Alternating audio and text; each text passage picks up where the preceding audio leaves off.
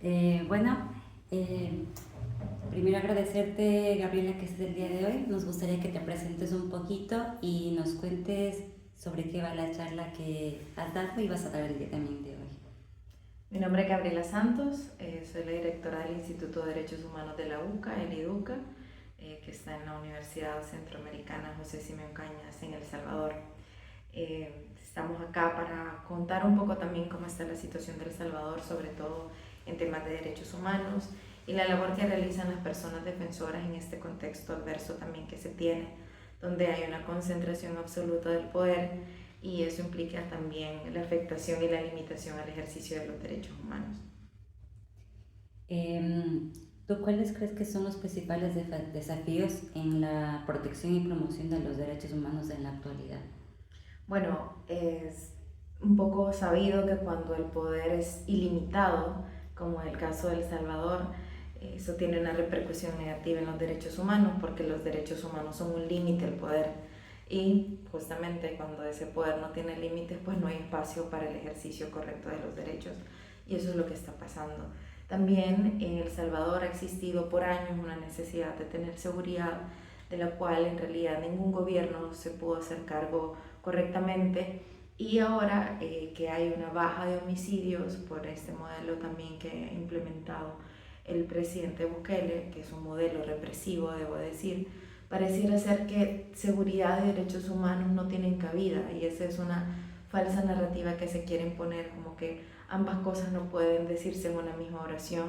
cuando en realidad lo que se debe apostar es que un Estado cumpla con su obligación de crear seguridad para la población, pero con una perspectiva de derechos humanos. Cuando nosotros denunciamos la forma en la que se está llevando a cabo también estas aparentes políticas que se tienen, no es porque estemos de acuerdo con que exista inseguridad en el país, sino todo lo contrario, la exigencia de que el Estado cumpla con su obligación de respetar, de promover, de proteger derechos.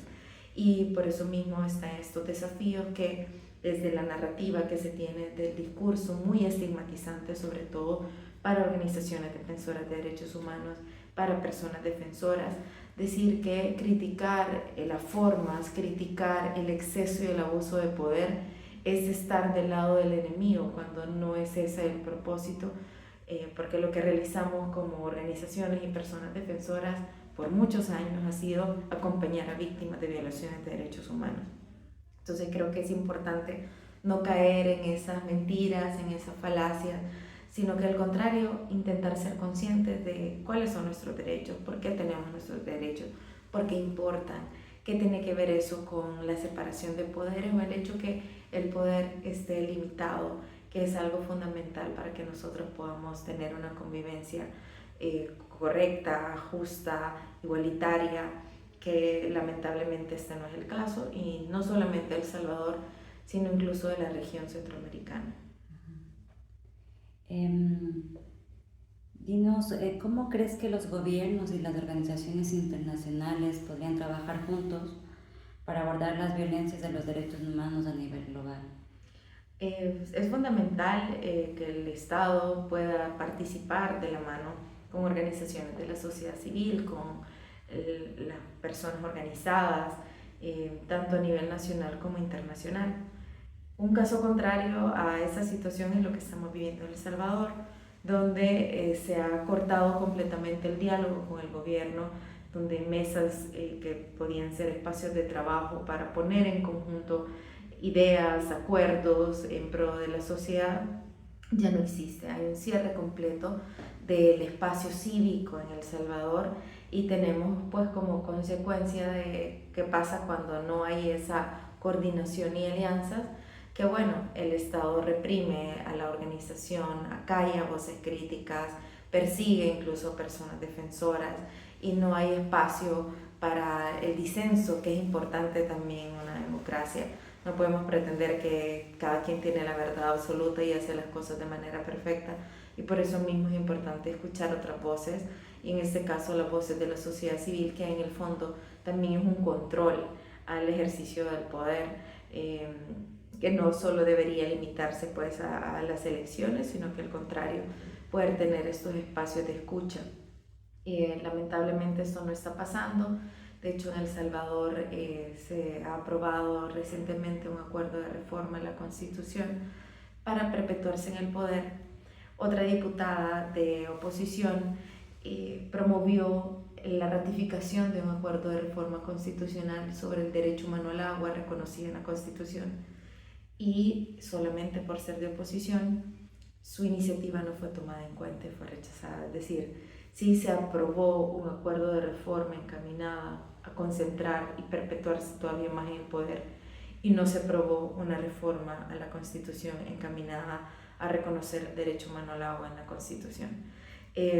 Vemos cuáles son los intereses que hay de fondo también, y cómo en este caso no hay una escucha activa de las necesidades de la población salvadoreña, como es evidente, sino nada más los intereses mezquinos. Y yo creo que ahí es importante eso, desde las organizaciones nacionales, pero también internacionales, poder ser intermediarias también para poder tener esos diálogos con el Estado, porque no hay otra forma de avanzar, ya que es el Estado quien debe de cumplir con las obligaciones que le corresponden. Cuéntanos qué papel tú crees que deberíamos tener como organizaciones no gubernamentales desde el territorio español para aportar a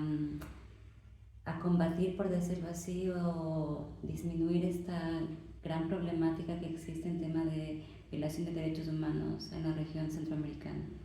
Sí, yo creo que el trabajo con España ha sido siempre muy fluido y muy presente. En mi caso también, que estoy en el IDUCA, es una relación de años, y se agradece también los aportes que se han dado en diversos temas, tanto en el respeto de los derechos económicos, sociales, culturales, ambientales, pero también ahora con los desafíos que representan los derechos civiles y políticos, que luego de la guerra parecía ser un tema relativamente superado, pero vemos que no es así. Yo creo que es importante partir entendiendo y conociendo cuál es la verdadera situación en El Salvador,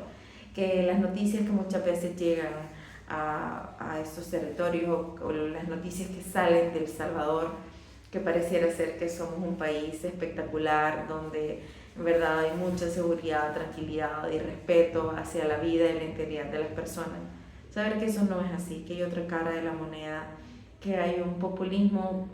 grande que está ocultando la represión fuerte que hay en El Salvador, el miedo que hay en El Salvador, la persecución que hay en El Salvador. Entonces creo que lo primero es eso, ser conscientes, poder saber que siempre va a haber otra cara de la moneda, quizás no tan bonita como la que se plantea desde el Estado. En segundo lugar, pues siempre dar espacio, creo que poder tanto escuchar esta otra versión, y seguir apoyando, que sigan fluyendo esos canales, es importante tanto a nivel de cooperación,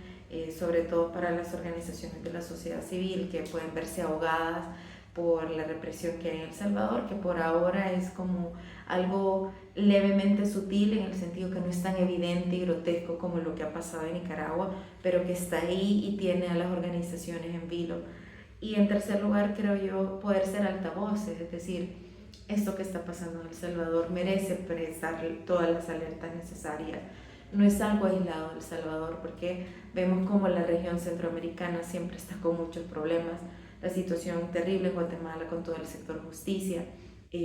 fiscales, jueces que han tenido que huir y que no han podido continuar pues con esa labor de buscar justicia también. Lo mismo en Nicaragua, que sabemos de cierto todo lo que ha sucedido, más de 5.000 organizaciones que han tenido que cerrar porque se les ha quitado la personería jurídica, y sin respeto a ningún tipo, desde la Iglesia, la Cruz Roja, etcétera, que no pasa por ningún tipo de criterio, sino más bien es el cierre absoluto y acallar y reprimir. Costa Rica, que también creo que tiene una situación complicada, porque a veces su presidente también tiene algunos visos muy mínimos todavía, pero similares a esa inclinación de Bukele, y lo bueno es que ahí todavía los controles funcionan y creo que todo puede estar medido. En el caso también de Honduras, que bueno, a veces el modelo Bukele parece ser muy exitoso y que quiere ser replicado, porque también se instauró un régimen de excepción, y actualmente, y con eso también quería mencionar, en El Salvador estamos viviendo ya 2 años con un régimen de excepción que implica la suspensión de derechos y garantías. Por supuesto que hay muchas personas que pueden decir, bueno, nunca se nos respetaron nuestros derechos, ¿cuál es la diferencia ahora? Pero no por eso se puede avalar que el Estado sea el que promueva que la única manera de garantizar seguridad es suspendiendo derechos y haciéndonos creer que es algo transaccional, es decir, bueno, algo tiene que ceder y van a ceder sus derechos a cambio de que los homicidios bajen. Y no puede ser esa la forma de concebir cómo tratar un tema tan delicado en un país que ha sufrido tanto de la violencia y que esto se crea que es la vía para lograr esa anhelada paz que siempre hemos andado buscando. ¿Cuál sería el mensaje que te gustaría transmitir para la sociedad civil, especialmente para los jóvenes, considerando la dificultad que tenemos ahora para informarnos? Sí, yo creo que es importante conocer siempre, informarnos de buenas fuentes, poder también conocer cuál es la otra versión, no tomar todo tal cual es, porque obviamente a través de redes sociales a veces es muy fácil caer en la desinformación, pero creo que todavía hay medios independientes que se mantienen también pues en esa objetividad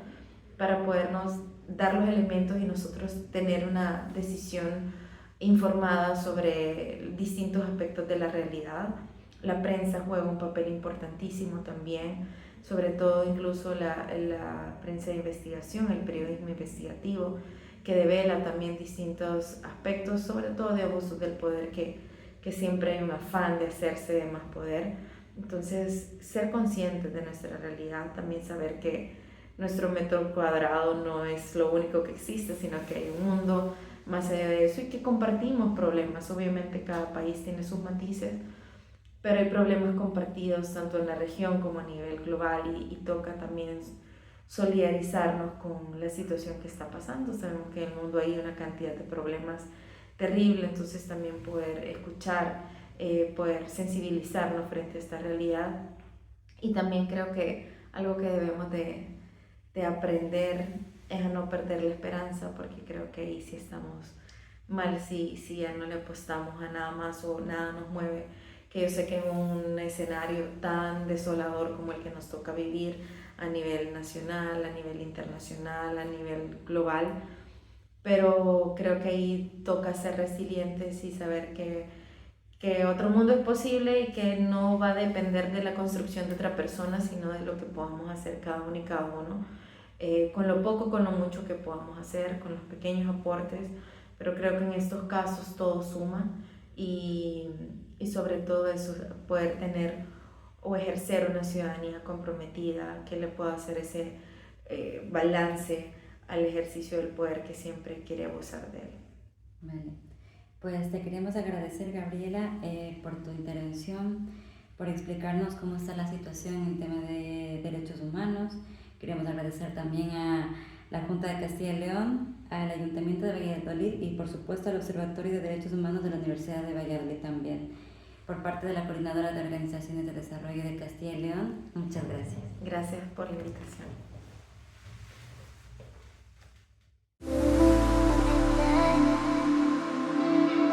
Thank you.